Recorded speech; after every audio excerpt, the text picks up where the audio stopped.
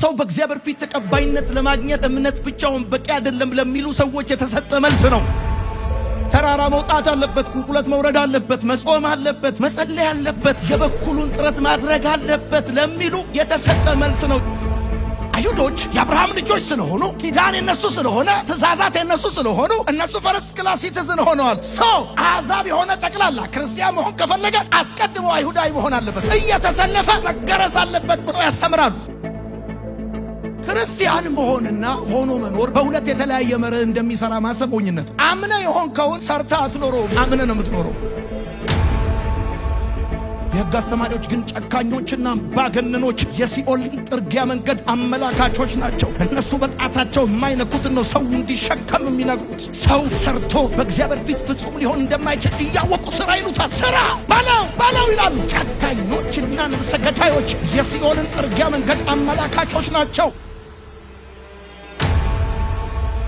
መተት ያደረገባችሁ ማን ነው? አዚም ያደረገባችሁ ማን ነው? መተት ጥቁር ዶሮ እንዳይመስል ትምህርት ነው፣ ቲቺንግ ነው። በዶሮ አንጀት፣ በበጋገጭ፣ በመቃብር አፈር እንደዚህ ይመትትብ ብቻ እንዳይመስል በትምህርት ይመትቱብሃል።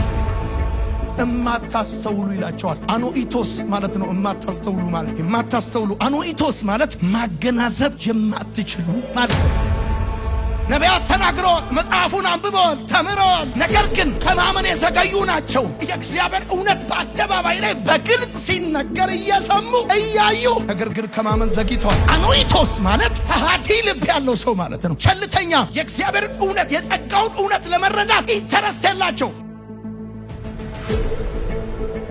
ሰው በእግዚአብሔር ፊት ሞገስንና ተቀባይነትን ለማግኘት መስቀሉ በራሱ ብቻውን በቂ ነው። ወደ ሕግ መመለስ መንፈሳዊ ምንዝርና ነው። ክርስትና ሕግና ሥራ ሳይሆን ከመስቀሉ የተገኘ የዘላለም ሕይወት ነው። በጎልጎታ በቀራንዮ በዛ በመስቀል ላይ ያየኸው እሱ በእግዚአብሔር ፊት ሞገስን ለማግኘት ያንተን ድጋፍ፣ ያንተን ምርኩስ፣ ያንተን ተጨማሪ ሁኔታ ሳይፈልግ ብቻውን በራሱ በቂ ነው።